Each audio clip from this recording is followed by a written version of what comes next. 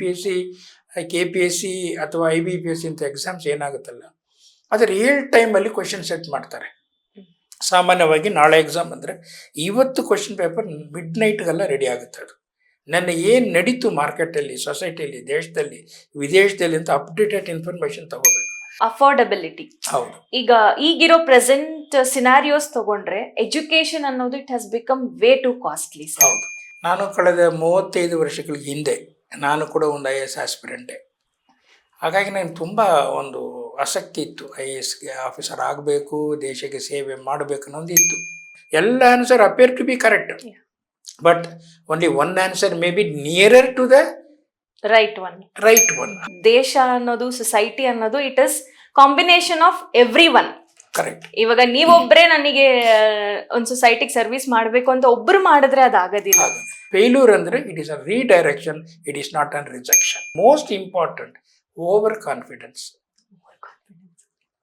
ಅದು ಇರಬಾರದು. ಎಷ್ಟೋ ಕೇಸಲ್ಲಿ ಇಂಟರ್ವ್ಯೂಗೆ ಹೋಗಿ ಫೇಲ್ ಆಗಿರೋ ಕೇಸ್ಗಳು ತುಂಬ ಇದೆ. ಕಾರಣ ಏನು? This is the reason.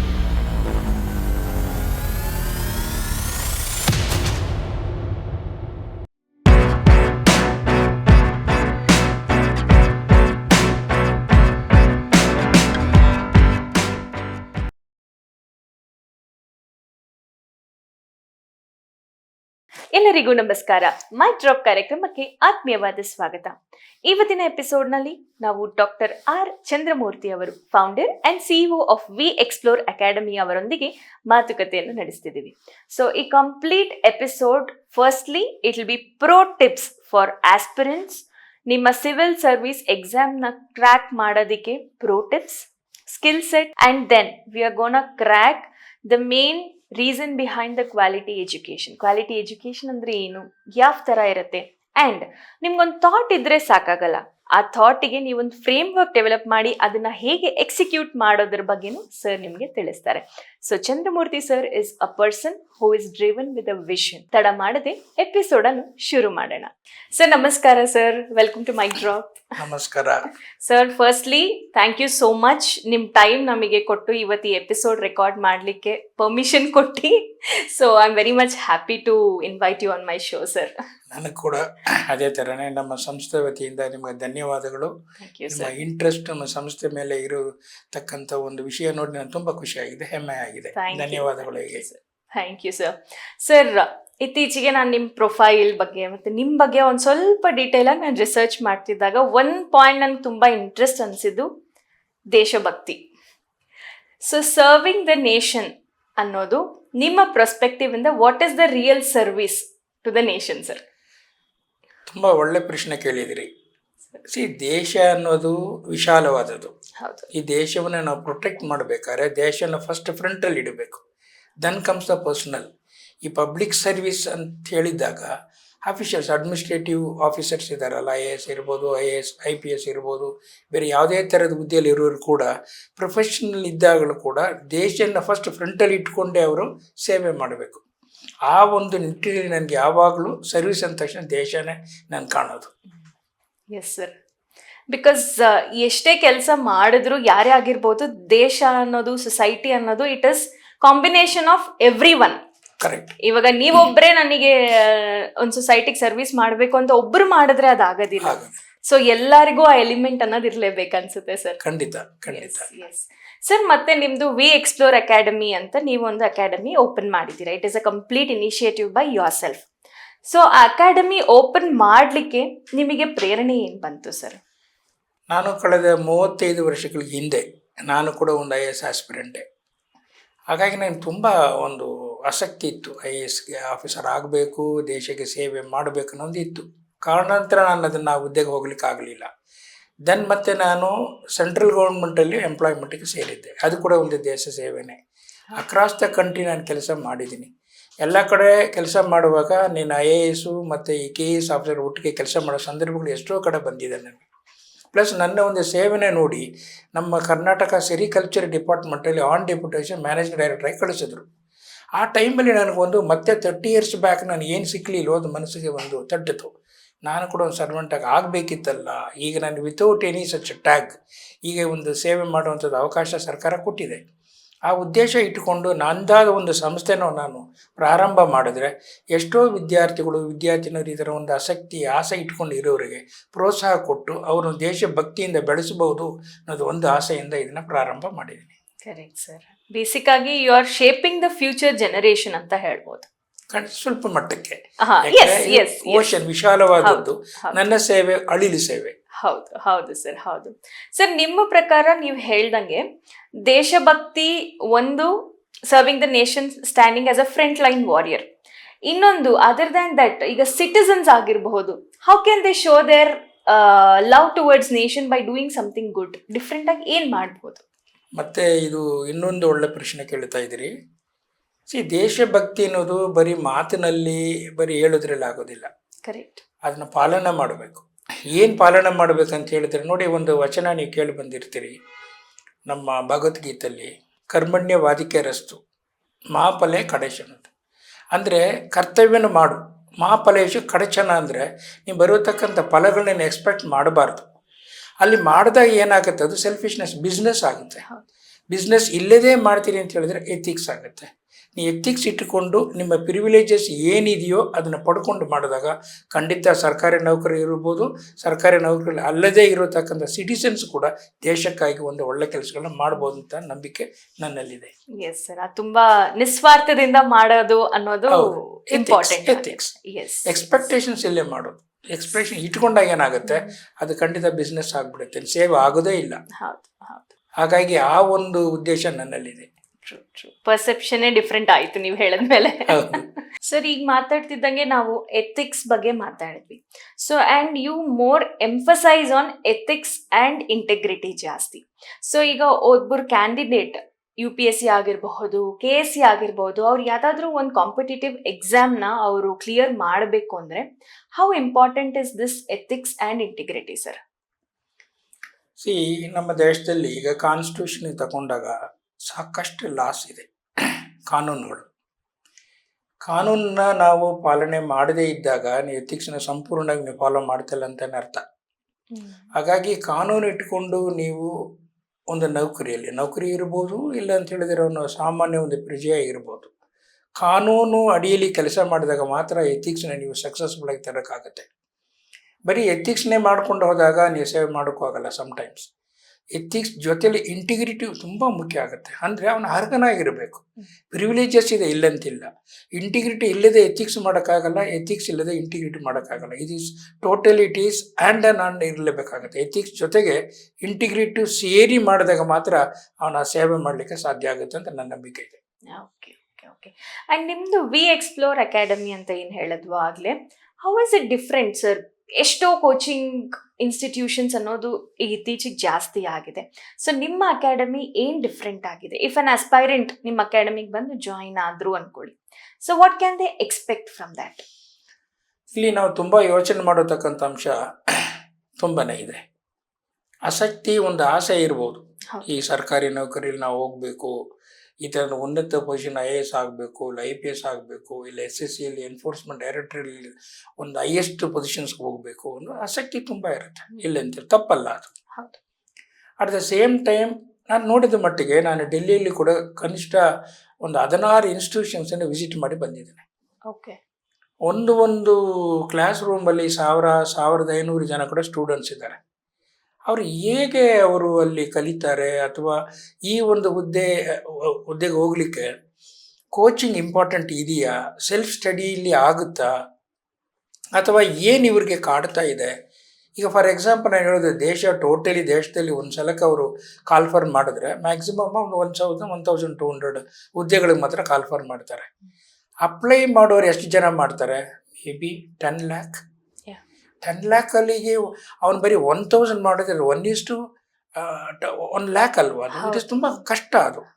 ಹಾಗಾಗಿ ನಾನೇನು ಯೋಚನೆ ಮಾಡಿದೆ, ಆಸೆ ಇದೆ ಕರೆಕ್ಟ್, ಅವನು ಆಗಬೇಕು ಅನ್ನೋದು ಅವನ ಮೈಂಡಲ್ಲಿ ಒಂದು ಫೈರ್ ಇದೆ, ಅವನು ಹೊಟ್ಟೆಯಲ್ಲಿ ಒಂಥರ ಆಸೆ ಇದೆ, ನಾನು ಇದನ್ನು ಕಲಿಬೇಕು ಮಾಡಬೇಕು. ಬಟ್ ಏನು ಅಡ್ಡಿ ಬರುತ್ತೆ ಅಂತ ನಾನು ಕೂಡ ಒಂದು ಸಣ್ಣ ಸಂಶೋಧನೆ ಮಾಡಿದ್ದೀನಿ. ಡೆಲ್ಲಿಗೆ ಹೋಗಿ ವಿಸಿಟ್ ಮಾಡಿದಾಗ, ಇಲ್ಲಿ ಬೆಂಗಳೂರಲ್ಲಿ ಕೂಡ ವಿಸಿಟ್ ಮಾಡಿದಾಗ ಏನಾಗುತ್ತೆ, ಕಮರ್ಷಿಯಲ್ ವೇಯಲ್ಲಿ ಒಂದು ಇನ್ಸ್ಟಿಟ್ಯೂಷನಲ್ಲಿ ಸ್ಟೂಡೆಂಟ್ಗಳನ್ನ ಬಂಧನಕ್ಕೆ ಹಾಕಿ ಅವರಿಗೆ ಪಾಠಗಳು ಹೇಳಿಕೊಟ್ಟು ಮಾಡಿದ್ರೆ ಅವ್ನು ಕಲಿಯೋದಿಲ್ಲ. ಅದೇನಾಗುತ್ತೆ, ಅವನು ಒಂದು ಎಕ್ಸಾಮ್ ತಗೊಳ್ಳೋವರೆಗೂ 2 ಎಕ್ಸಾಮ್ ತಗೊಳ್ಳೋವರೆಗೂ ಆ ಫ್ಲೋಲ್ಲೇ ಹೋಗ್ತಿರ್ತಾನೆ. ನನ್ನ ಸ್ಟ್ರೆಂತ್ ಏನು, ನನ್ನ ವೀಕ್ನೆಸ್ ಏನು ಅಂತ ಅವನು ಅರಿವೇ ಆಗೋದಿಲ್ಲ. ಬಟ್ ಬೋರ್ಡ್ಗಳು ಮಾತ್ರ ದೊಡ್ಡ ದೊಡ್ಡಗೆ ಹಾಕ್ಕೊಂಡಿರ್ತಾರೆ, ನಾವು ಅದನ್ನು ಮಾಡ್ತೀವಿ ನಾವು ಇದನ್ನು. ರಿಯಲ್ ಸೆನ್ಸಲ್ಲಿ ಎಷ್ಟು ಜನ ಔಟ್ಪುಟ್ ಆಗ್ತಾರೆ, ಯಾವ ಕಾರಣಕ್ಕೆ ಇವನು ಪಾಸ್ ಆಗ್ತಿಲ್ಲ.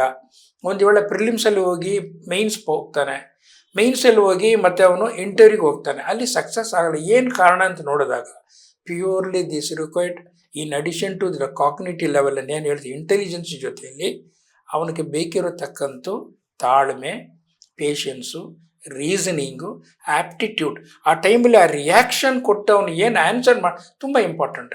ಈಗ ಆ ಕ್ವಶನ್ಗಳು ತಗೊಂಡು 5 ಆನ್ಸರ್ಸ್ ಕೊಡ್ತಾರೆ, 5 ಆನ್ಸರು ಸಿಮಿಲರ್ ಇರುತ್ತೆ, ಎಲ್ಲವೇ ಸರಿ ಅನಿಸುತ್ತೆ, ಬಟ್ ಎಲ್ಲ ಸರಿಯಲ್ಲ. ಆ ಒಂದು ಆನ್ಸರ್ ಸರಿ ಇದೆ ಅಂತ ಹೇಳಬೇಕಾದ್ರೆ ಅವನು ಎಷ್ಟು ಮಟ್ಟಕ್ಕೆ ಅವನು ಇಂಟೆಲೆಕ್ಚುಯಲ್ ಆಗಿ ಆಗ್ತಾನೆ ಅನ್ನೋದು ತುಂಬ ಇಂಪಾರ್ಟೆಂಟ್. 5 ವರ್ಷ ಕೋಚಿಂಗ್ ತಗೊಂಡ್ರು ಕೂಡ ಅದು ಬರೋದಿಲ್ಲ. ಹಾಗಾಗಿ ನಾನು ಯೋಚನೆ ಮಾಡಿದೆ, ಕೋಚಿಂಗ್ ಕೊಡೋದ್ರ ಜೊತೆಯಲ್ಲಿ ಅವನಿಗೆ ಈ personality development, soft skills, patience, ಅವನಿಗೆ ಈ ಸ್ಟ್ರೆಸ್ ಲೆವೆಲ್ನ ಅವನು ಮೇಲಕ್ಕೆ ಹೋಗದೇನೆ ಅದನ್ನು ನಿರಂತರವಾಗಿ ನಿಯಂತ್ರಣ ಮಾಡಿಕೊಂಡು ಅವನ್ನ ಎಷ್ಟೊಂದು ಸಾಫ್ಟಾಗಿ ಅವನ ಕೆಳಗೆ ತಂದು ಮೆಂಟ್ರಿಂಗ್ ಮಾಡಿ ಅವನಿಗೆ ಕೌನ್ಸಿಲಿಂಗ್ ಜೊತೆಯಲ್ಲಿ ಮೆಂಟ್ರಿಂಗ್ ಕೊಟ್ಟು ಸರಳವಾಗಿ ಅವನ್ನ ಪ್ರಿಪೇರ್ ಆದಾಗ ಖಂಡಿತ ಅವನು ಸಕ್ಸಸ್ ಆಗ್ತಾನೆ ಅನ್ನೋದು ನಂಬಿಕೆ ಇಟ್ಕೊಂಡು ಈ ಸಂಸ್ಥೆಯಲ್ಲಿ ನಮ್ಮಲ್ಲಿ ಕೌನ್ಸಿಲರ್ಸ್ ಇದ್ದಾರೆ, ಮೆಂಟರ್ಸ್ ಇದ್ದಾರೆ, 1-to-1 ಕಾಂಟ್ಯಾಕ್ಟ್ಸ್ ಇದೆ. ನಮ್ಮ ಕ್ಲಾಸ್ ರೂಮ್ಗಳು ಮ್ಯಾಕ್ಸಿಮಮ್ ಅಂದರೆ 25 ಜನಕ್ಕೆ ಮಾತ್ರ ಕೂರ್ಸೋಕ್ಕೊಂದು ವ್ಯವಸ್ಥೆ ಮಾಡ್ಕೊಂಡಿದ್ವಿ ನಾವು. ನಮ್ಮಲ್ಲಿರೋ ಕ್ಲಾಸ್ ರೂಮ್ಗಳಲ್ಲಿ 25ಕ್ಕೆ ಮೇಲೆ ಜನ ನಾವು ಕೂರಿಸ್ಕೊಡೋದಿಲ್ಲ. ಯಾಕಂದರೆ 1-to-1 ಅಟೆನ್ಷನ್ ಕೊಡಬೇಕಾದ್ರೆ ನನಗೆ ಸಣ್ಣ ಒಂದು ಗುಂಪು ಇರಬೇಕು. 1,000 ಜನರಲ್ಲಿ ಮಾಸ್ ನಾನು ಕೋಚಿಂಗ್ ಕೊಟ್ಟಾಗ ಏನಾಗುತ್ತೆ, ಕೆಲವು ಹುಡುಗರು ಫಾಸ್ಟ್ ಲರ್ನರ್ ಇರ್ತಾರೆ, ಕೆಲವರು ಸ್ಲೋ ಲರ್ನರ್ ಇರ್ತಾರೆ, ಕೆಲವರು ಮೀಡಿಯಮ್ ಆಗಿರ್ತಾರೆ.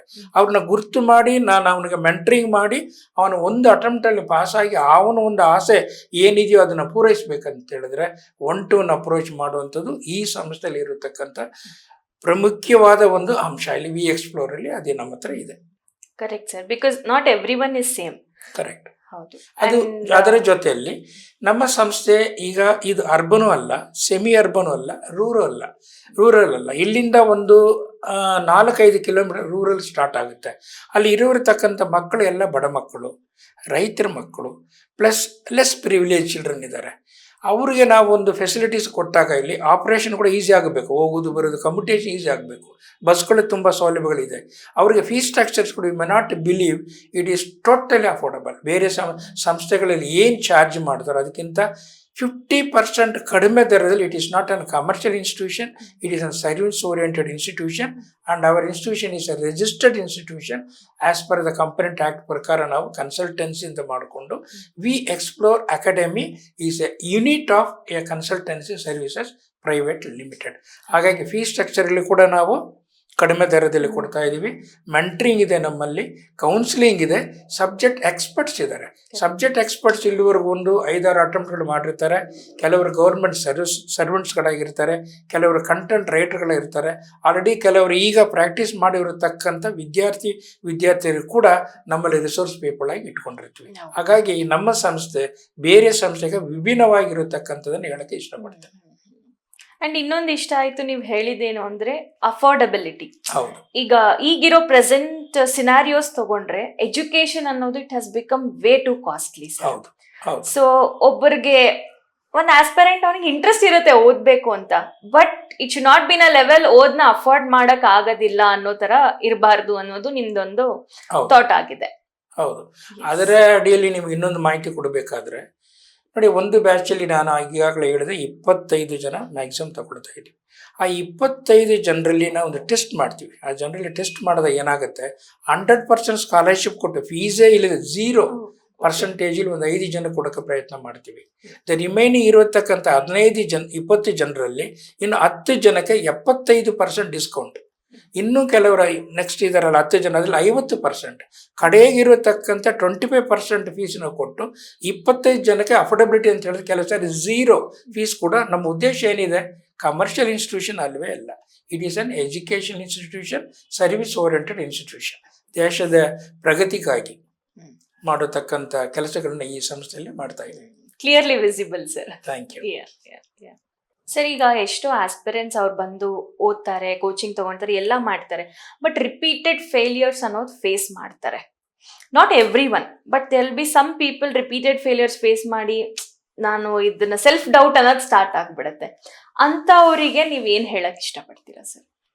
ಈ ಫೇಲ್ಯೂರ್ ಅನ್ನೋ ವರ್ಡ್ ಉಂಟಲ್ಲ, ಅದು ನೀವು ಅಪ್ಯಾರೆಂಟ್ಲಿ ಫೇಲ್ಯೂರ್ ಅನ್ನೋ ವರ್ಡ್ ನೀವು ತಗೊಂಡಾಗ ನಿಮ್ಮ ಮೈಂಡಲ್ಲಿ ಬರೋದೇನು, ನಾನು ಫೇಲ್ ಆಗಿದ್ದೀನಿ, ನನ್ನ ಕೈಲಿ ಏನು ಆಗ್ತಾ ಇಲ್ಲ ಅಂತಲೇ ಸಾಮಾನ್ಯವಾಗಿ ಬರ್ತದೆ. ಹೌದು. ಸ್ವಲ್ಪ ಆಳವಾಗಿ ಅದರ ಕಡೆ ನೀವು ಯೋಚನೆ ಮಾಡಿ, there is a proverb also, failure is a stepping stone for success ಅಂತ ಒಂದು. ಈಗಿನ ಕಾಲದಲ್ಲ, ಅದು ಎಷ್ಟೋ ಕಾಲಗಳ ಹಿಂದೆ ಹೇಳಿದ್ದಾರೆ. Failure, it is not a failure or it is not a rejection, it is an redirection. ನೀವು ಫೇಲ್ ಆದ ತಕ್ಷಣನೇ ನೀವನ್ನ ರೀಡೈರೆಕ್ಟ್ ಮಾಡುತ್ತೆ. ನೀವು ಕಂಡುಹಿಡ್ಕೋಬೇಕು, ನಾನು ಯಾನಕ್ಕೆ ಫೇಲ್ ಆದೆ, ಯಾವ ಕಾರಣಕ್ಕೆ ಫೇಲ್ ಆದೆ, ಎಲ್ಲಿ ನನ್ನಲ್ಲಿ ಮಿಸ್ಸಿಂಗ್ ಇದೆ. But it is not A negativity, take it from me, minus into minus plus ಆಗುತ್ತೆ. ಕರೆಕ್ಟ್. ಫೇಲ್ ಆಗೋದ್ರ ಜೊತೆಯಲ್ಲಿ ನಿಮಗೆ ಸ್ಟ್ರೆಂಥನ್ ಆಗುತ್ತೆ. 2 ಅಟೆಂಪ್ಟ್ ಫೇಲ್ ಆದರೂ ಕೂಡ ಚಿಂತೆ ಪಡಬಾರ್ದು. ಎಲ್ಲಿ ನಾನು ಕಳ್ಕೊಂಡಿದ್ದೀನಿ, ಇನ್ನೊಂದು ಗಾದೆನೋ ಹೇಳ್ತಾರೆ, ನಾನು ಎಲ್ಲಿ ಕಳ್ಕೊಂಡಿದ್ದೀನಿ ಅಲ್ಲಿ ಮಾತ್ರ ಹುಡುಕಬೇಕು ಅಂತ ಹೇಳಿ. ಯಾತಕ್ಕೆ ಫೇಲ್ ಆದೆ, ಅಥವಾ ಟೈಮನ್ನ ಸರಿಯಾಗಿ ಮ್ಯಾನೇಜ್ ಮಾಡಲಿಲ್ವಾ, ಪ್ರಿಪರೇಷನ್ ಸಾಲೋದಿಲ್ವಾ. ಸಮ್ಟೈಮ್ಸ್ ಏನಾಗುತ್ತೆ, UPSC, KPSC ಅಥವಾ IBPSC ಅಂತ ಎಕ್ಸಾಮ್ಸ್ ಏನಾಗುತ್ತಲ್ಲ, ಅದು ರಿಯಲ್ ಟೈಮಲ್ಲಿ ಕ್ವೆಶನ್ ಸೆಟ್ ಮಾಡ್ತಾರೆ. ಸಾಮಾನ್ಯವಾಗಿ ನಾಳೆ ಎಕ್ಸಾಮ್ ಅಂದರೆ ಇವತ್ತು ಕ್ವೆಶನ್ ಪೇಪರ್ ಮಿಡ್ ನೈಟ್ಗೆಲ್ಲ ರೆಡಿ ಆಗುತ್ತೆ. ಅದು ನನ್ನ ಏನು ನಡೀತು ಮಾರ್ಕೆಟಲ್ಲಿ, ಸೊಸೈಟಿಯಲ್ಲಿ, ದೇಶದಲ್ಲಿ, ವಿದೇಶದಲ್ಲಿ ಅಂತ ಅಪ್ಡೇಟೆಡ್ ಇನ್ಫಾರ್ಮೇಷನ್ ತಗೋಬೇಕು. ಪ್ಲಸ್ ಅದಕ್ಕೇನು ಬುದ್ಧಿವಂತಿಕೆನೇ ಬೇಕಲ್ಲ, ಆಲ್ರೆಡಿ ನಾನು ಹೇಳಿದ್ದೀನಿ, aptitude and reasoning is most important. ಹಾಗಾಗಿ ನೀವು ಅಲ್ಲಿ ತಯಾರಾದರೆ ಫೇಲ್ಯೂರ್ ಖಂಡಿತ ಆಗೋದಿಲ್ಲ. ಫೇಲ್ ಆದರೆ ಕೂಡ ನಾನು ಆಗಲೇ ಹೇಳಿದಂಗೆ ನಮ್ಗೆ it's a redirection to strengthen you further. Next ಬಂದಾಗ ನೀವು ಫ್ಲೈಯಿಂಗ್ ಕಲರ್ಸ್ ಎಲ್ಲ ಹಾಗೇ ಆಗ್ತೀರಿ. But you have to make an small exercise. ನಾನು ಏನು ಮಾಡಿದ್ದೀನಿ, how my preparation was, what I prepared, what material I prepared. In classes ಅಲ್ಲಿ ಕೂಡ ಏನಾಗುತ್ತೆ, ನೀವು ಕ್ವಶನ್ಸ್ ಕೇಳಬೇಕು. ಪಾಠ ಮಾಡೋದನ್ನೇ ಕೇಳಿಸ್ಕೊಂಡ್ರೆ ಇಂಟ್ರಾಕ್ಷನ್ಸ್ ಉಂಟಲ್ಲ, ಚಾಕ್ ಅಂಡ್ ಟಾಕ್ ಮೆಥಡ್ ಅಂತ ನಾವು ಹೇಳ್ತೀವಲ್ಲ, ಆವಾಗ ಏನಾಗುತ್ತೆ, ನಿಮಗೆ ಮಾಹಿತಿಗಳು ನಿಮ್ಮ ತಲೆಯಲ್ಲಿ ತುಂಬಿಸ್ತಾ ಇದ್ದಾಗ ನೀವು ಕೂಡ ಹೊರಗಡೆ ಕೆಲವು ಮಾಹಿತಿಗಳನ್ನ ಕೊಡ್ತಾ ಹೋಗ್ತೀರಿ. ಆಗ ಏನಾಗುತ್ತೆ, ಲರ್ನಿಂಗ್ ಪ್ರೋಸೆಸ್ ನಿಮಗೆ ಇಂಪ್ರೂವ್ ಆಗುತ್ತೆ. ಆ್ಯಕ್ಚುಲಿ ಗ್ರೋತ್ ಅನ್ನೋದು ಟೀಚಿಂಗ್ ಪ್ಲಸ್ ಲರ್ನಿಂಗ್. ಬರೀ ಟೀಚಿಂಗಲ್ಲೇ ಒಬ್ಬ ವ್ಯಕ್ತಿನ ನಾನು ಅವನ್ನ ಡೆವಲಪ್ ಮಾಡೋಕ್ಕಾಗೋದಿಲ್ಲ. ಅಟ್ ದ ಸೇಮ್ ಟೈಮ್ ಬರೀ ಲರ್ನಿಂಗಲ್ಲಿ ಮಾತ್ರ ಅವನು ಡೆವಲಪ್ ಆಗೋದಿಲ್ಲ. Teaching plus learning is equal to growth ಅಂತಾರೆ. ಹಾಗಾಗಿ ಇದು ಎರಡೂ ಅಳವಡಿಸಿಕೊಂಡು ಹೋದಾಗ ಖಂಡಿತ ಫೇಲ್ಯೂರ್ ಆಗೋದಿಲ್ಲ. ಫೇಲ್ಯೂರ್ ಅಂದರೆ it is a redirection, it is not an rejection. So self doubt ಇಂದ ಆಚೆ ಬಂದು ಇಟ್ಸ್ ಬೆಟರ್ ಟು ವರ್ಕ್ಔಟ್, ನಾನು ಎಲ್ಲಿ ತಪ್ಪು ಮಾಡಿದೆ ಅಂತ ವರ್ಕೌಟ್ ಮಾಡಬೇಕು. S S. ಅಂಡ್ ಇನ್ನೊಂದು, ಈ ಫೀಲ್ಡ್ ಅಲ್ಲಿ ಇಂಟ್ರೆಸ್ಟ್ ಇರೋವರಿಗೆ ಮೇನ್ ಮಿಸ್ಕನ್ಸೆಪ್ಷನ್ ಏನು ಸರ್? ತಪ್ಪು ಕಲ್ಪನೆಗಳು ಒಂದು ಕೆಲವು ಇಟ್ಕೊಂಡಿರ್ತಾರೆ. Basically everything runs on mind set. ನಾವು ಏನು ಇಲ್ಲಿ ಯೋಚನೆ ಮಾಡ್ತೀವೋ ಅದನ್ನೇ ನಾವು ಎಕ್ಸಿಕ್ಯೂಟ್ ಮಾಡೋದು ಕೂಡ. ಈ ಮಿಸ್ಕನ್ಸೆಪ್ಷನ್ಸ್ನ ಹೇಗೆ ಹ್ಯಾಂಡಲ್ ಮಾಡ್ಬೋದು ಸರ್? ಈ ಎಕ್ಸಾಮ್ಸಿಗೆ ಅಪೇರ್ ಆಗೋದಕ್ಕೆ ಮುಂಚೆ ಏನು ಮಾಡ್ತಾರೆ, ಒಂದು ಕೋಚಿಂಗ್ ಹೋಗ್ತಾರೆ, ಇಲ್ಲ ಸೆಲ್ಫ್ ಸ್ಟಡಿ ಮಾಡ್ತಾರೆ, ಪ್ರಿಪೇರ್ ಆಗ್ತಾರೆ. ಹೌದು. ಟೂ ಮೆನಿ ಮೆಟೀರಿಯಲ್ಸ್ಗಳೆಲ್ಲ ಕಲೆಕ್ಟ್ ಮಾಡಿಬಿಡ್ತಾರೆ. ಆ ಮೆಟೀರಿಯಲ್ಗಳನ್ನ ಹೇಗೆ ನೀವು ಅಳವಡಿಸ್ಕೋಬೇಕು ಅನ್ನೋದಕ್ಕೆ ಪ್ಲ್ಯಾನ್ ಇರಲ್ಲ. Only they are having good plans for procuring materials. NCERT books ಇರ್ಬೋದು, ಗೈಡ್ಸ್ ಇರ್ಬೋದು, ಯೂಟ್ಯೂಬ್ ಕೆಲವು ಶಾರ್ಟ್ಸ್ ಇರ್ಬೋದು, ವಿಡಿಯೋಸ್ ಎಲ್ಲ ಕಲೆಕ್ಟ್ ಮಾಡ್ತಾರೆ.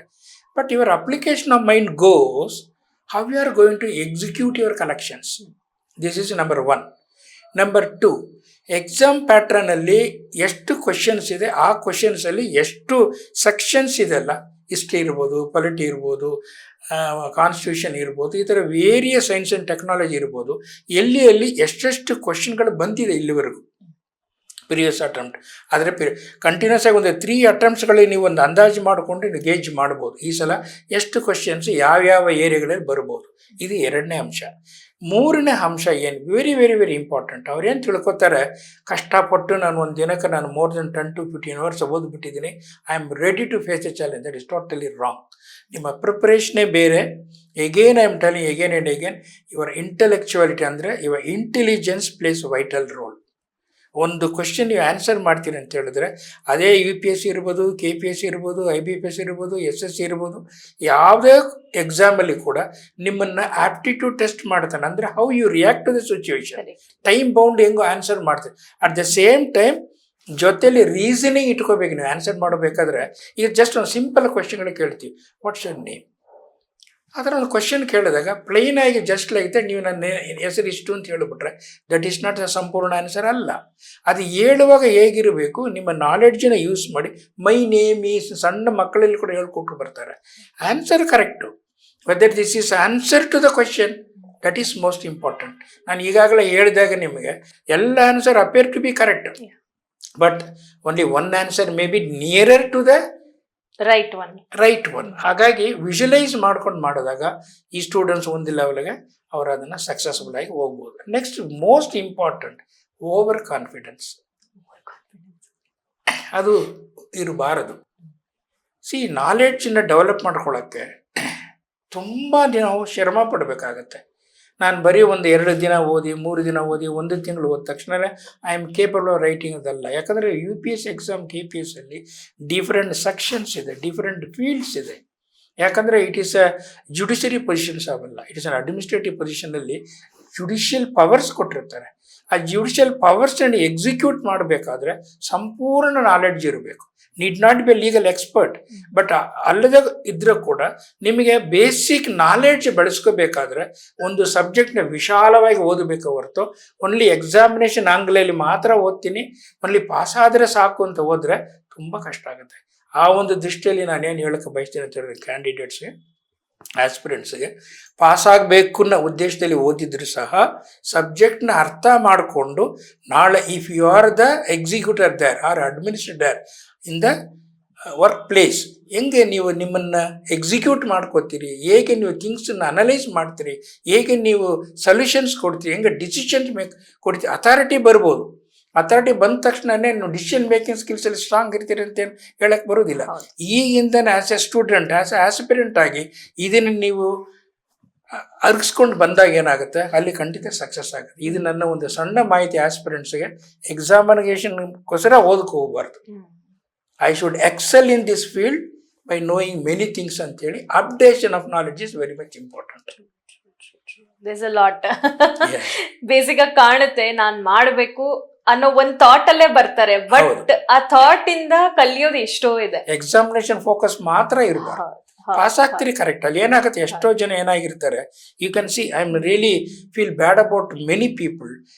ಪ್ರಿಲಿಮ್ಸ್ ಪಾಸ್ ಆಗಿರ್ತಾನೆ, ಹೈ ಸ್ಕೋರ್ ತಗೊಂಡಿರ್ತಾನೆ, ಮೈನ್ಸ್ ಪಾಸ್ ಆಗಿರ್ತಾನೆ, ಇನ್ನೇನು ಅವನು ಇಂಟರ್ವ್ಯೂಗೆ ಹೋಗ್ಬಿಟ್ಟು ಸಕ್ಸೀಡ್ ಆಗಿ ಹೊರಗಡೆ ಅವನು ಬರಬೇಕು, IAS ಆಫೀಸರ್ IPS ಆಗಲ್ಲ. ಎಷ್ಟೋ ಕೇಸಲ್ಲಿ ಇಂಟರ್ವ್ಯೂಗೆ ಹೋಗಿ ಫೇಲ್ ಆಗಿರೋ ಕೇಸ್ಗಳು ತುಂಬ ಇದೆ. ಕಾರಣ ಏನು? This is the reason. ಸಬ್ಜೆಕ್ಟ್ನ ನೀವು ಎಕ್ಸಾಮಿನೇಷನ್ ಪಾಯಿಂಟ್ಗೆ ಮಾತ್ರ ಮೀಸಲಿಟ್ಕೊಂಡು ಆ ಓರಿಯೆಂಟೇಷನ್ ಪಾಸ್ ಆಗಬೇಕು ಅದಕ್ಕಾಗಿ ಮಾಡಿದ್ರೆ ತುಂಬ ಕಷ್ಟ. ಎಕ್ಸಾಮಿನೇಷನ್ ಪಾಸ್ ಆಗಬೇಕು, ಪಾಸ್ ಆದ ನಂತರ ಆ ಪೊಸಿಷನ್ ಹೆಂಗೆ ಜಸ್ಟಿಸ್ ಕೊಡೋಕ್ಕಾಗುತ್ತೆ, ಅದು ನಿಮ್ಮ ಒಂದು ಕುಶಲತೆಗಳು ಟೆಕ್ನಿಕಲ್. ಆ ಲೀಡರ್ಶಿಪ್ ಕ್ವಾಲಿಟೀಸ್ ನಿಮ್ಮಲ್ಲಿ ಬೇಕು ಅಂದರೆ ಆಳವಾಗಿ ಓದಬೇಕು, ಆಳವಾಗಿ ಅರ್ಥ ಮಾಡ್ಕೋಬೇಕು, ಆ ಒಂದು ಧೈರ್ಯ ತಗೊಂಡು ಮುಂದೆ ಹೋಗ್ಬೇಕು. ಸೊ ಮೇನ್ ಸ್ಕಿಲ್ಸ್ ಏನಂತೀರಾ ಸರ್? ನೀವು ಒಂದು ಆಸ್ಪಿರೆಂಟ್ ಕ್ಲಿಯರ್ ಆಗಿ ಎಕ್ಸಾಮ್ಸ್ ನೀವು ಹೇಳ್ದಂಗೆ ಎಲ್ಲ ಕ್ಲಿಯರ್ ಆಗಿ ಈವನ್ ಇಂಟರ್ವ್ಯೂ ಕ್ರ್ಯಾಕ್ ಮಾಡಿ ಅವ್ರಿಗೆ ಆ ಪೊಸಿಷನ್ ಸಿಕ್ಕಿ ಟು ಎಕ್ಸಿಕ್ಯೂಟ್ ದಟ್ ಪೊಸಿಷನ್, ಅದನ್ನ ಜಸ್ಟಿಸ್ ಆಗಿ ಎಕ್ಸಿಕ್ಯೂಟ್ ಮಾಡಲೇಬೇಕು. Because he is having so many responsibility and part of the countries power ಅವ್ರ ಕೈಯಲ್ಲಿ ಇರುತ್ತೆ. It's not a small thing. So what skills are important for them sir? Powers ಅಂತ ಬಂದಾಗ privileges ನೋಡಬೇಕಾಗುತ್ತೆ. ಹೌದು, only powers ಏನು execute ಮಾಡಕ್ಕೆ ಬರೋದಿಲ್ಲ. ಹೌದು, ಯಾವಾಗಲೂ ಕಾನೂನೇ ತಗೊಂಡು ಕಾನೂನು ರೀತಿಯಲ್ಲಿ ಎಲ್ಲ ಕೆಲಸಗಳು ಮಾಡಕ್ಕೆ ಬರುವುದಿಲ್ಲ. ನಿಮ್ಮ ಈ ನ್ಯಾಚುರಲ್ ಜಸ್ಟಿಸ್ ಅಂತ ಏನು ಹೇಳ್ತೀವಿ ಅದು ಯಾವ ಬುಕ್ಕಲ್ಲಿ ಸಿಗೋದಿಲ್ಲ. ಕಾಮನ್ ಸೆನ್ಸ್ ಕೆಲವು ಸಾರಿ ತುಂಬ ಪ್ಲೇಸ್ ವೈಟಲ್ ರೋಲ್. ಹಾಗಾಗಿ ಟೋಟಲಿ ನೀವು ಕೇಳಿದ ಒಂದು ಪ್ರಶ್ನೆಗೆ ವಿಶಾಲವಾದ ಮನೋಭಾವನೆ, ಮನುಷ್ಯತ್ವ ಇರುವಂಥದ್ದು, ಹ್ಯುಮ್ಯಾನಿಟೇರಿಯನ್, ಎಂಪತಿ ಅಂತ ಸಿಂಪತಿ ಇರಬೇಕು. ಅಥಾರಿಟಿ ಇದ್ದ ತಕ್ಷಣ ಎಕ್ಸಿಕ್ಯೂಟ್ ಮಾಡ್ತೀರಂತಲ್ಲ, ಎಲ್ಲ ಕೆಲಸಗಳು ಕಾನೂನು ರೀತಿ ಆಗಲ್ಲ ಅಂತ ಹೇಳಿದ್ದೀನಿ. ಹಾಗಾಗಿ ತುಂಬ ಎಂಪತಿ ಇರಬೇಕು, ಸಿಂಪತಿ ಇರಬೇಕು, ಜನಗಳ ಮೇಲೆ ಒಂದು ಕನಿಕರ ಇರಬೇಕು, ನಿಮ್ಮ ಪ್ರೆಸೆನ್ಸನ್ನ ಬೇರೆಯವರು ಫೀಲ್ ಆಗಬೇಕು, ಇದ್ದಾರೆ ಅನ್ನೋ ನಂಬಿಕೆ ಉಂಟಾಗಬೇಕಾದ್ರೆ ಅವನು ನಿಜವಾದ ದೇಶಭಕ್ತಿ ಇರೋನು, ದೇಶ ಸೇವಕ ಅವನು. ಹಾಗಾಗಿ ಜನಗಳಲ್ಲಿ ನಿಮ್ಮ ಬಗ್ಗೆ ಒಂದು ಒಳ್ಳೆ ಒಂದು ಮನದಾಳದಲ್ಲಿ ಅವರ ಒಂದು ಹೆಸರು ಉಳ್ಕೊಂಡ್ಬಿಡ್ತು ಅಂತ ಹೇಳಿದ್ರೆ, ಈಗ ನಾನು ಕೆಲವು ಹೆಸರುಗಳು ಹೇಳೋಕ್ಕೆ ಇಷ್ಟಪಡೋದಿಲ್ಲ. ಅವ್ರು ಇತ್ತೀಚೆಗೆ ಅವ್ರು ತೀರ್ಕೊಂಡ್ರು ಇದೇ ಕೋಲಾರ ಡಿಸ್ಟ್ರಿಕ್ಟಲ್ಲಿ. ಇವತ್ತೂ ಕೂಡ ಅವ್ರನ್ನ ಕೊಂಡಾಡ್ತಾರೆ. ಏನು ಕೊಂಡಾಡ್ತಾರೆ? ಅವ್ರೇನು ಕೊಟ್ಟಿದ್ದಾರೆ ಅಂದರೆ ಸೇವೆ, ನಿಷ್ಠಾವಂತ ಸೇವೆ ಉಂಟಲ್ಲ, ತುಂಬ ಹೈ ಇಂಟಿಗ್ರಿಟಿ ಇಟ್ಕೊಂಡು ಯಾವುದೇ ಥರ ಜನಗಳನ್ನ ನೋಡಿದ ತಕ್ಷಣ ಒಂದು ಕಾಳಜಿ, ಅವರಾಗಿ ಹೋಗಿ ಅವರ ಸ್ಥಳಕ್ಕೆ ಹೋಗ್ಬಿಟ್ಟು ಏನು ತೊಂದರೆ ಏನು ಕಷ್ಟ ಅಂತ ವಿಚಾರಿಸ್ತಾರಲ್ಲ, ಆ ಮನುಷ್ಯರು ಉಳ್ಕೋತಾರೆ. ಅವರು ದೇವರನ್ನ ಮನುಷ್ಯರ ರೂಪದಲ್ಲಿ ನೋಡ್ತಾರೆ. ಹೌದು ಸರ್. ಹಾಗಾಗಿ ಇವರುಗಳೆಲ್ಲ ಆ ಲೆವೆಲ್ಗೆ ಹೋದರೂ ಕೂಡ ಒಂದು ಕನ್ಸಿಸ್ಟೆನ್ಸಿ ಇರಬೇಕು, ತಾಳ್ಮೆ ಇರಬೇಕು, ಮನುಷ್ಯತ್ವ ಇರಬೇಕು. ಅನ್ನೋ ಪೋಸ್ಟ್ ಬಂದುಬಿಟ್ಟಿದ ತಕ್ಷಣವೇ ಪೋಸ್ಟಲ್ಲಿ ಇರುವವರೆಗೂ your designation doesn't play in vital role. Designation is a designation. Devotion ಇರಬೇಕು. ಆ ಮನುಷ್ಯನಿಗೆ ಡಿವೋಷನ್ ಅಂತ ಬಂದಾಗ ಡೆಸಿಗ್ನೇಷನ್ ಪಕ್ಕಕ್ಕಿಡಿ. ಅವ್ನು ರಿಟೈರ್ಮೆಂಟ್ ಆಗಿ ಹೊರಗೆ ಬಂದಾಗ ಡೆಸಿಗ್ನೇಷನ್ ತಗೊಂಡು ಬರೋದಿಲ್ಲ. Suppose a Rama works as IAS officer on date of his retirement, he comes out as Rama, not as an IAS officer. ಹೆಸರನ್ನ ಗಳಿಸ್ಕೊಂಡು ಹೊರಗೆ ಬರಬೇಕು ಹೊರತು ಡೆಸಿಗ್ನೇಷನ್ ಗಳಿಸ್ಕೊಂಡು ಬರೋದಂತಲ್ಲ. ಸಾರ್ವಜನಿಕರಿಗೆ ನೀವು ಸೇವೆ ಮಾಡಿದ್ರೆ ನಿಮ್ಮನ್ನು ಕೊಂಡಾಡ್ತಾರೆ, ನಿಮ್ಮನ್ನು ದೇವರಾಗಿ ಮಾಡಿಬಿಡ್ತಾರೆ. ಆ ಎಕ್ಸ್ಪೀರಿಯನ್ಸ್ ನನಗೆ ಸಣ್ಣ ಪುಟ್ಟ ಅನುಭವಗಳಾಗಿದೆ. ಒಳ್ಳೆ ಪ್ರಶ್ನೆ ಕೇಳಿದ್ರಿ, ಧನ್ಯವಾದ. ಸರ್, ಈಗ ಎಜುಕೇಶನ್, ಕೋಚಿಂಗ್ ಅಂತ ಎಲ್ಲ ಬಂದ್ರೆ, ಈ ಕ್ವಾಲಿಟಿ ಎಜುಕೇಶನ್ ಕೊಡೋದ್ರಿಂದ ನಮ್ಮ ನೇಷನ್ ಬಿಲ್ಡಿಂಗ್ಗೆ ಅದು ಎಷ್ಟು ಕಾಂಟ್ರಿಬ್ಯೂಟ್ ಆಗುತ್ತೆ? Because education is one of the it place a major role in the country sir. So quality education ಅನ್ನೋದು ಎಷ್ಟು ಇಂಪಾರ್ಟೆಂಟ್ ಆಗುತ್ತೆ ಸರ್? ನಿಮ್ಮ ಪ್ರಶ್ನೆ ಈ ಸಿವಿಲ್ ಸರ್ವಿಸಸ್ ಎಜುಕೇಷನ್ ಬಿಟ್ಟು ನಾನು ಆನ್ಸರ್ ಮಾಡಬಲ್ಲ. ಇದರಲ್ಲಿ ಸ್ವಲ್ಪ ಸಿವಿಲ್ ಸರ್ವಿಸಸ್ಗೂ ಕನೆಕ್ಟ್ ಮಾಡಿ ಆನ್ಸರ್ ಮಾಡ್ತೀನಿ. ಯಾಕಂದರೆ ನಿಮ್ಮ ಪ್ರಶ್ನೆ ತುಂಬ ವೈಡ್ ಸ್ಪೆಕ್ಟ್ರಮ್ ಇದು. ಕ್ವಾಲಿಟಿ ಎಜುಕೇಷನ್ ಅಂದರೆ ಏನು ಅಂತ. ಇದು ಅಡಾಪ್ಟಬಿಲಿಟಿ ಅಂತ ಏನು ಹೇಳ್ತೀವಿ ನಾವು. ಇವತ್ತೊಂದು ಎಜುಕೇಷನ್ ಕೊಟ್ಟರೆ how far it is useful. For example, ಈಗ ನೀವು ಕೂಡ ಈಗ ಪ್ರೈಮರಿ ಸ್ಕೂಲಲ್ಲಿ, ಹೈಸ್ಕೂಲಲ್ಲಿ, ಕಾಲೇಜ್ ಲೆವೆಲ್ ಓದಿದ ನೆನಪೇ ಇರೋದಿಲ್ಲ. ಯಾಕೆ ನೆನಪಿರೋದಿಲ್ಲ? ರಿಯಾಲಿಟಿಗೆ ಸಂಬಂಧನೇ ಇಲ್ಲ. You are getting qualified for getting a qualification. That is merely an a piece of paper. ನಿಮ್ಮ ಡಿಗ್ರಿ ಸರ್ಟಿಫಿಕೇಟ್ಸ್ ಅಲ್ಲಿ it is a piece of paper that acts like a ticket or passport or whatever. But really ಒಂದು quality oriented education ಕೊಡಬೇಕಾದ್ರೆ there should be some technology involved. Skills ಇರಬೇಕು. ಆ skills ಇದ್ದಾಗ ಮಾತ್ರ ನೀವು ಏನಾಗುತ್ತೆ, ಎಜುಕೇಷನ್ಗೆ ಬೆಲೆ ಬರುತ್ತೆ ನಾಳೆ. Whatever you take, whatever courses, skills ಇಲ್ಲ. See today's present scenario artificial intelligence. What is it mean? ತುಂಬ ಜನಕ್ಕೆ ಅದು ಒಂದು ಕೆಟ್ಟ ಒಂದು ರಾಂಗ್ ಥಿಂಕಿಂಗ್ ಇದೆ. ಆರ್ಟಿಫಿಷಿಯಲ್ ಇಂಟೆಲಿಜೆನ್ಸ್ ಬಂದ ತಕ್ಷಣ ಎಂಪ್ಲಾಯ್ಮೆಂಟ್ ತಗೊಂಡು ಬಿಡುತ್ತೆ. ಖಂಡಿತ ಇಲ್ಲ. It cannot be like that. ಸ್ವಲ್ಪ ಅದನ್ನು ಆಳವಾಗಿ ಅರ್ಥ ಮಾಡ್ಕೊಳ್ಳಿ. Artificial intelligence is an artificial things. We only made it. It is not a natural one. Our brain is that brain is a natural, what to say, functioning area in our body that creates many things, that brings innovation, that brings research. Whereas your artificial intelligence cannot bring any research on their own. ನೀವು command ಕೊಡಬೇಕಾಗತ್ತೆ. ಏನು connect ಮಾಡ್ತೀನಿ ಇಲ್ಲಿ ಅಂತ ಹೇಳಿದ್ರೆ, quality education ಅಂತ ಕೇಳಿದ್ರಿ. What does it mean? What type of quality you need? ನಾಳೆ ಸಮಾಜಕ್ಕೆ ಇದನ್ನು ಇವನು ಡೆಲಿವರಿ ಮಾಡಿದಾಗ ನಿಮ್ಮ ಎಜುಕೇಷನ್ ಉಪಯೋಗ ಆಗಬೇಕು. ಫಾರ್ ಎಕ್ಸಾಂಪಲ್, ಈಗ ಒಂದು ಫಾರ್ಮರ್ ಬೋರ್ವೆಲ್ ಹಾಕಿರ್ತಾನೆ, ಚಾನಲ್ಲಿ ನೀರು ಹೋಗ್ತಾ ಇರುತ್ತೆ. ಉದ್ದೇಶ ಏನು? ನೀರು ಅವನು ಹಾಕಿರತಕ್ಕಂಥ ಬೆಳೆಗಳಿಗೆ ನೀರು ಹಾಯಿಸ್ಬೇಕಾಗ್ತಕ್ಕಂಥದ್ದು. ಸುಮ್ಮನೆ ಅವನು ಆನ್ ಮಾಡಿ ಬಿಟ್ಬಿಟ್ರೆ ನೀರಲ್ಲಿ ಹೋದ ತಕ್ಷಣ ಆ ಒಂದು ಇದಕ್ಕೇನು ಆಗುತ್ತೆ ಅದು? It is not like that. They are not technology involve there. There is a common sense. ಅವ್ನು ಚಾನಲೈಸ್ ಮಾಡ್ತಾನಲ್ಲ, ಆ ಚಾನಲೈಸ್ ಮಾಡಲಿಕ್ಕೂ ಸ್ಕಿಲ್ ಬೇಕಾಗುತ್ತೆ. ನಾವೆಲ್ಲ we are coming from an agriculture family. ಎಲ್ಲಿ ನಾವು ನೀರನ್ನ ಹೆಂಗೆ ತಿರ್ಸಿದ್ರೆ ಹೆಂಗೆ ಹೋಗುತ್ತೆ, ಯಾವ ಕಡೆ ಬ್ಲಾಕ್ ಮಾಡಬೇಕು, ಯಾವ ಕಡೆ ತುಂಬಬೇಕು ಅಂತ ಕ್ಯಾಲ್ಕುಲೇಷನ್ ಮಾಡ್ತೀವಿ. ಅದಕ್ಕೆ ಟೆಕ್ನಾಲಜಿ ಬರೋದಿಲ್ಲ. ಬಟ್ ಈಗ ಪ್ರೆಸೆಂಟ್ ಸಿನಾರಿಯೋಲ್ಲಿ ನೀವು ಆ ಥರದ ಒಂದು ಕ್ವಾಲಿಟಿ, ಟೆಕ್ನಾಲಜಿಕಲ್ ಓರಿಯೆಂಟೆಡಲ್ಲಿ ನೀವು ಕ್ವಾಲಿಟಿಯನ್ನು ಕೊಡಬೇಕು. ಫಾರ್ ಎಕ್ಸಾಂಪಲ್, ಈಗ SEP NEP ಅಂತ ಬಂದಿದೆ, national education policy and state education policy. ಅದರ ಉದ್ದೇಶಗಳೇನಿದೆ?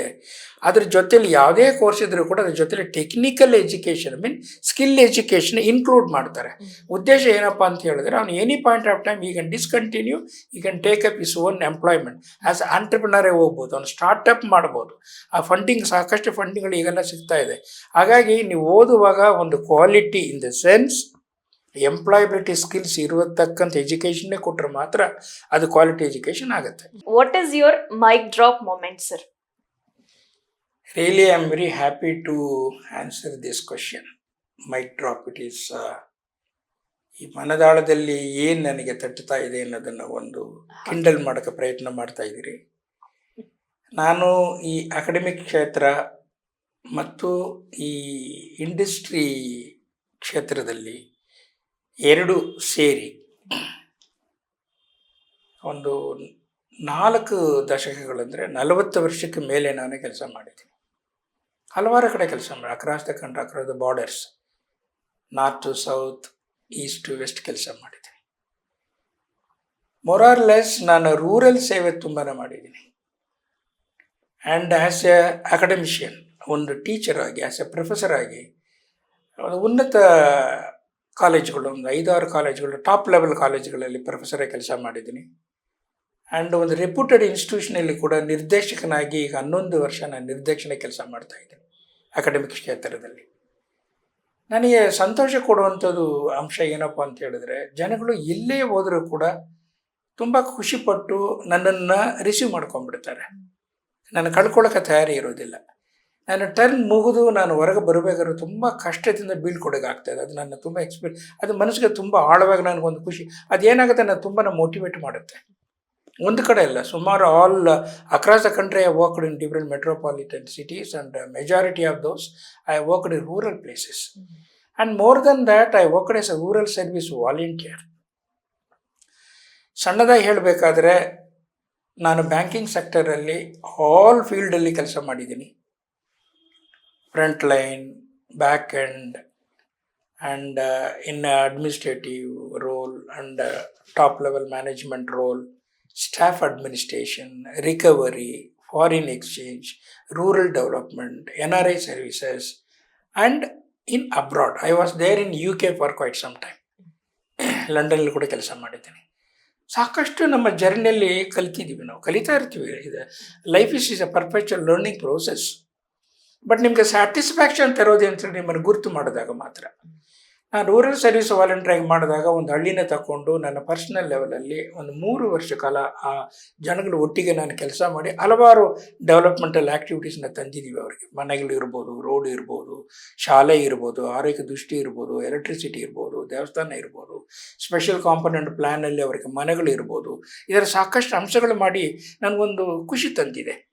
ಹಾಗಾಗಿ ಇದನ್ನೆಲ್ಲ ಗುರುತು ಮಾಡಿ ಫಸ್ಟ್ ನನ್ನ ಏನು ಮಾಡಿದ್ರು, ಒಂದು ಕೋಆಪರೇಟಿವ್ ಸೊಸೈಟಿಗೆ ಮ್ಯಾನೇಜಿಂಗ್ ಡೈರೆಕ್ಟರಾಗಿ ಆನ್ ಡೆಪ್ಯುಟೇಷನ್ ಹೋದೆ. 5 years I worked as a managing director. ಆಗ ನನಗೆ ಕೋಆಪರೇಟಿವ್ ಫೈನಾನ್ಸಲ್ಲಿ ತುಂಬ ಆಸಕ್ತಿ ಇತ್ತು. ಹೋದಾಗ ನನಗೆ ಯಾಕಪ್ಪ ಈ ಫೀಲ್ಡ್ಗೆ ಬಂತು ಅನ್ನಿಸ್ತು. ಇರತಕ್ಕಂಥ ವ್ಯವಸ್ಥೆ ನೋಡಿ ಕಲಿತೆ. ಕೋಆಪರೇಟಿವ್ ಆ್ಯಕ್ಟನ್ನ ಕಲಿತೆ. 1986 ಆ್ಯಕ್ಟ್ನ ತರೋಗೆ ಕಲಿಯುವಂಥದ್ದು ಅವಕಾಶಗಳು ಸಿಕ್ತು ನನಗೆ.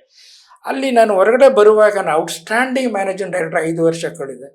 5 ವರ್ಷ ನಂತರ ಹೇಗೆ ನಾನು ಗುರುತು ಮಾಡಿ ಒಂದು ಟ್ರೈನಿಂಗ್ ಆ್ಯಂಡ್ ಡೆವಲಪ್ಮೆಂಟ್ ಇನ್ಸ್ಟಿಟ್ಯೂಷನ್ಸ್ ಡೈರೆಕ್ಟ್ರಾಗಿ ತಗೊಂಡ್ರು 5 ವರ್ಷ. ಅಲ್ಲಿ ಹೋದ ನಂತರ ಡಿಫ್ರೆಂಟ್ ಫೀಲ್ಡ್ ಅದು. ಅಲ್ಲಿ ಕೂಡ ಒಂದು ಸಾಕಷ್ಟು ಕಲೀಲಿಕ್ಕೆ ಒಂದು ಅವಕಾಶಗಳಾಯಿತು.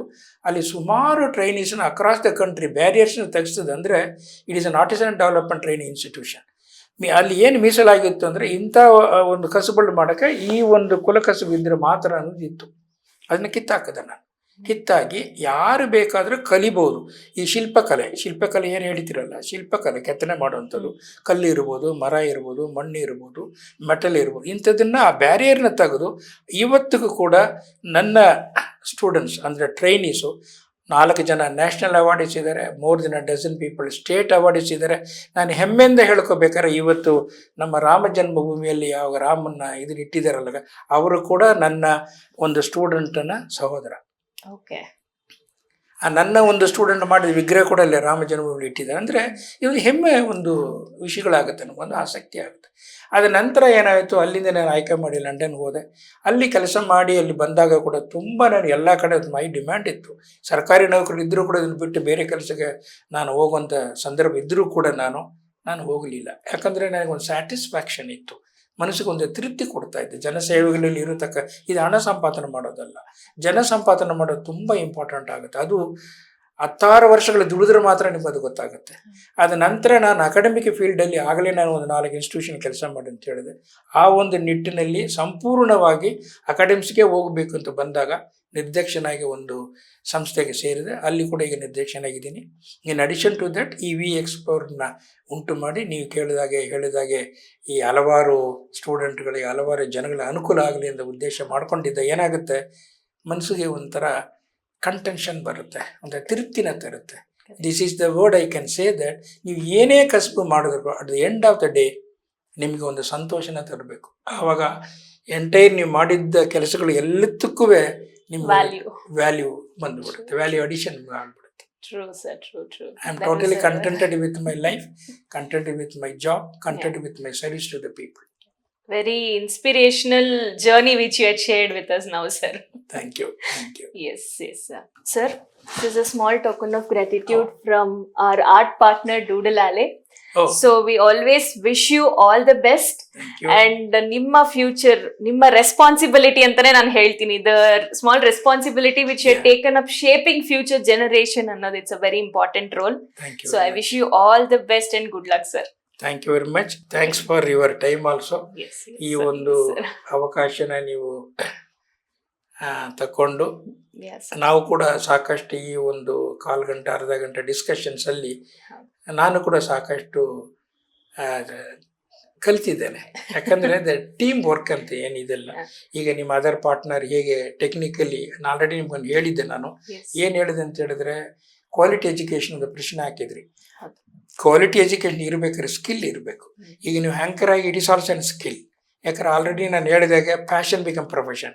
ಬಟ್ ಈಗ ನೀವು ಈ ಪ್ರಶ್ನೆಗಳು ಕೇಳಿ ಈ ಒಂದು ಸನ್ನಿವೇಶ ಉಂಟು ಮಾಡ್ತಿದ್ರಿ, ಇದನ್ನ ಕ್ಯಾಪ್ಚರ್ ಮಾಡುವಂಥದ್ದು ಉಂಟಲ್ಲ, ನಿಮ್ಮ other partner technologically she is also more important year.